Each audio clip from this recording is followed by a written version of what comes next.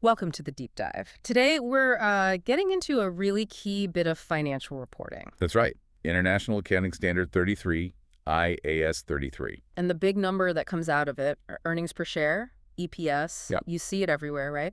Seems so simple, but, well, there's a lot underneath. We're looking at some source material, a visual from chapter 22, trying to, pull out the essentials for you. exactly. The goal really is to get comfortable with IAS 33, what it asks for, and crucially, how you actually calculate that EPS figure. It's amazing how much weight people put on that one number. It is. Mm. And understanding how it's built tells you so much more about a company's health, or maybe what they want you to think about their health. Okay, so let's start at the beginning. IAS 33 itself Right. The standard. It lays down the law, basically. tells companies how they must report earnings performance, sets the objective, the scope. It's the rule book. Mhm. Ensures everyone's playing the same game, more or less, when they report EPS.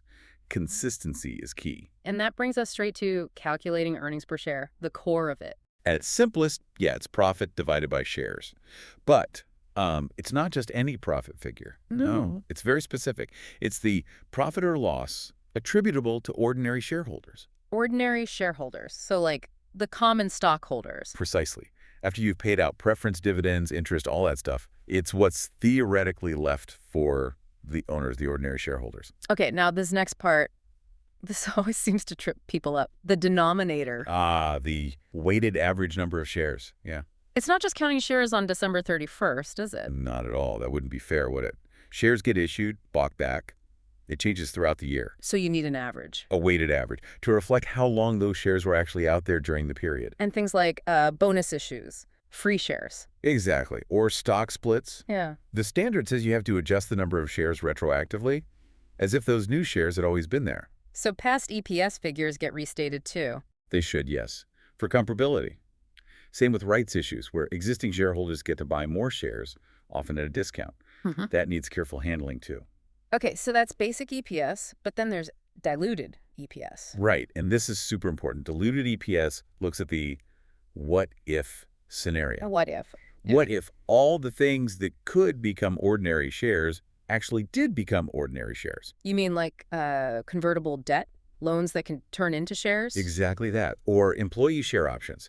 If those options are exercised or that debt converts, suddenly you have more shares sharing the same profit pot. So diluted EPS will usually be lower than basic EPS. Almost always, yes. Yeah. It shows you the potential impact of that dilution. Yeah. It's a more conservative number. Some might say a more realistic one for future planning. So let's pull this together for the listener. Why is EPS so significant? We know profit matters, but... Well, profit is an absolute number. Hard to compare a giant company's profit with the smaller ones. Right. EPS puts it on a post-share basis, makes it a key performance measure for comparison.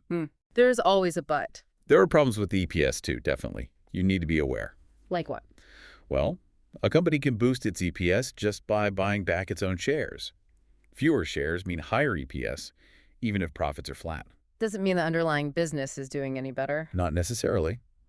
Or they might sell off a big asset that gives a one-time profit boost, bumps up EPS for that year, but it's not sustainable profit from ongoing operations. You have to look deeper. So once you've calculated both basic and diluted EPS, how are they shown? Presentation and disclosure. IAS 33 is very clear on this. Got to be upfront about it. Absolutely. You have to present both basic and diluted EPS right on the face of the income statement, clearly labeled. No hiding it in the notes. Well, the detailed calculations, the number of shares used, any adjustments, it all goes in the notes. Full transparency, or at least that's the intention, so investors and analysts can see how the numbers were arrived at. Okay, so we've covered IAS 33, basic EPS, the weighted average shares, diluted EPS, why it matters, and some pitfalls. A good run-through of the key elements. Leaves us with a final thought then. Go for it. Considering all these adjustments, especially for weighted average shares, and the difference between basic and diluted EPS, how could you, as an investor, maybe use those details? Spot if a company is perhaps, shall we say, engineering its EPS figure a bit too much, making things look better than they are. That's the million-dollar question, isn't it? Looking beyond the headline number. Something for you to think about next time you're looking at company reports. Until our next deep dive, keep digging deeper.